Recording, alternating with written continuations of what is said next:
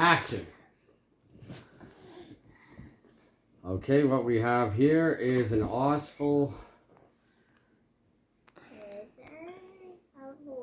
An Ozful dream that I got directly from Satan.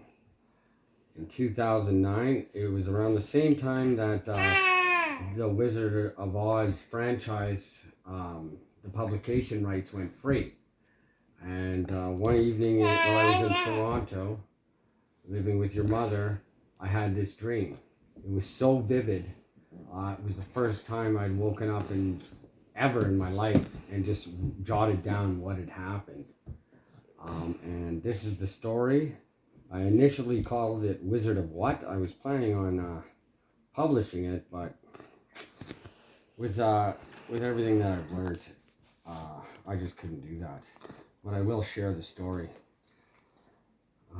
Okay. Takes place in modern times, so this is back in 2009. The first thing she heard was an abrupt clapping sound, followed by muffling giggles as her classmates laughed at her. "Darling, come see me after class," snarled Mrs. North.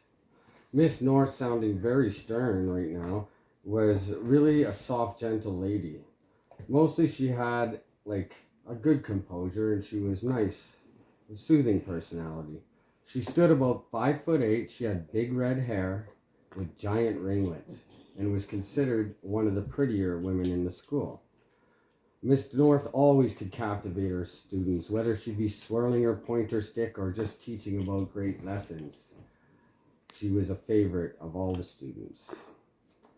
Well, the problem with this was that it was the swirling of the stick that happened to soothe and almost hypnotize little darling into a dreamland, causing her to fall asleep in class and get in trouble with Mrs. North once again. Now, this school was not at your typical Midwestern classroom with desks and a teacher, kind of like you guys have. For it was a private school. And not just any private school, it was a private school for the elite. St. Mary's School for the rich and nasty was what it was known for. Okay, so I know what you're thinking, that this is just another story about some private school full of rich girls and with rich parents and their glamorous things, but there's much more to the story than what you see. You see, Darling had been expelled and transferred from over 8 different private schools in the past 2 years alone. She had been to England, Canada, New York, and a few other U.S. cities, and she had been just about anywhere her parents wouldn't have to run into her or bump into her on one of their extravagant vacations. Ever since Darling was a little wee baby, she had been raised by nannies, gardeners, and housekeepers. She craved attention from her mom, who was never there for her. Her mother, God bless her heart, failed to learn one of the most important lessons in life, love. For she was a heiress, a rich lady whose family was worth billions of dollars. Darling's mom was also brought up by her mother's servants, and the cycle continued with Darling. Back to the classroom. The classroom itself had a real Harry Potter vibe to it. It was an old law library of the ex-Kansas City courthouse. It had been retrofitted and used for a private school for the past 65 years. The classroom was surrounded with rich mahogany paneling and still had the lingering smell of old leather-bound law books. On one wall, a series of windows that misted with time. The kind of windows you can scrub but never get clean. Running above the windows was a series of stained glass art, Lady Justice, scales, and random other signs and symbols she had no understanding of. The front of the classroom had a lot more character. It was a collection of bookshelves filled with antiques and items from around the world. It was these knickknacks that Darlin stared at as opposed to listening to her teacher most of the time. Every day, Darlin would pick a shelf, pick out an item, and imagine the story behind it. Where it was from, how it had got there, and just dreamt about some amazing event that it was involved in. As Darlin stared at the clock and counted down the minutes till the end of the class, she wondered how the heck she fell asleep again. She had a good night's sleep and could not even remember feeling tired. Darlin was a very pretty girl. Yes, she was a darling pretty girl. You know, I find it funny. You know, I wrote this story, and I'm about to describe you, my dear. Darlin was a very pretty girl. On the cusp of her 16th birthday, she had thick, dark black hair, bright blue eyes, the color of the ocean. She always dressed in designer clothes in class, where she managed to tweak her school uniform enough to set herself above the rest. Her skin was as white as winter snow, and she had been approached by some of her mother's friends in the past to do some modeling, but it never panned out. She was too much of a troublemaker. Today, to stand out, Darlin accented herself with black and white school uniform, as per usual, embroidered with leotards that had an intricate vine pattern. Darlin also had some amazing eye makeup. She could do her eyes beautifully. Her eyeliner went off the corner of each eye and formed a swirling vine that all the girls had admired. She also wore her hair in pigtails that day, and not the normal kind, but going straight up off her head as if she was some kind of Martian with antennas. Kind of like those cute green aliens in the Toy Story movie. As Darlin sat there trying to figure out what to say to Mrs. North, she suddenly felt someone lightly hit the back of her head. Something hit the back of her head. Now having a little time to turn her time under her belt, going to school with bad kids, she did not even have to look to know that it was a paper airplane.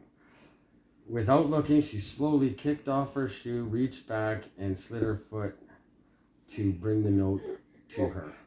She fumbled a little to grab it, and with her toes trying not to be noticed by Mrs. North.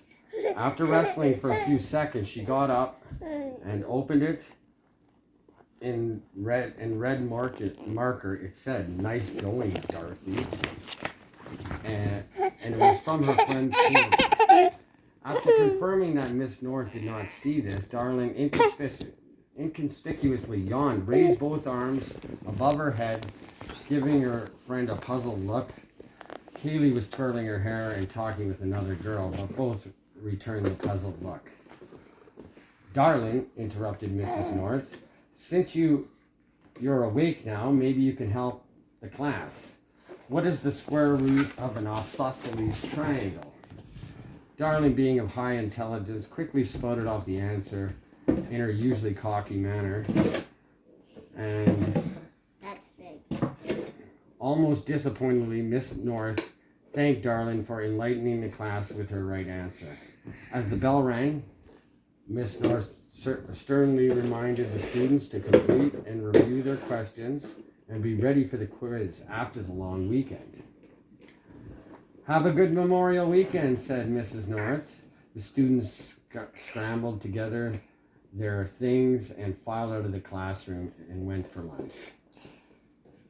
Talking amongst themselves as Darlin sat in her chair, once again waiting for her showdown with Mrs. North.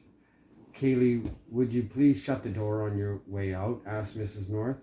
"Sure, no probs," Kaylee responded as she walked by. She motioned to Darlin she'd be waiting outside the hall for her, outside the closed door. After scuffling through a few papers on her desk, Miss North selected one, then slowly approached Darlin, sitting down at the desk beside her. After staring into her eyes a few seconds, looking disappointed, Miss North said, What is going on, darling? You're falling asleep in class. I expect that from Winter, maybe even Kaylee, but not you. You're my class clown. You're the one who's supposed to be making everyone laugh. I just don't get it. What is wrong? You're starting to fall asleep in class and not... I think I got a spelling mistake. And not stimulate. Is my class not stimulating enough for you? Darling quickly responded, well, it's my birthday today and I didn't get much sleep. I haven't seen my mom since Christmas, and I guess I was just too excited. This is the type of stuff that Darling could make up on the spot as she is conversing with people. My mom told me she was picking me up after school and I was going back home to celebrate my birthday for the long weekend, acting very happy. This was partially a lie, because Darlin's birthday wasn't until Saturday.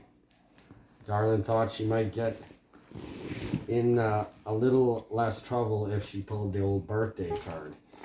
Miss North, still looking directly into Darlin's eyes, almost as if she was searching for something, then said, Darling, you are a very smart, young, talented lady. I could understand you were excited, and I'll let you get away with it this time, but you should know better. I know, I'm sorry, said Darling. No, I'm sorry. Darling took the opportunity to interrupt her. Miss North continued, if you ever need me for anything, I'm here. I mean it. Anything at all. All you have to do is ask.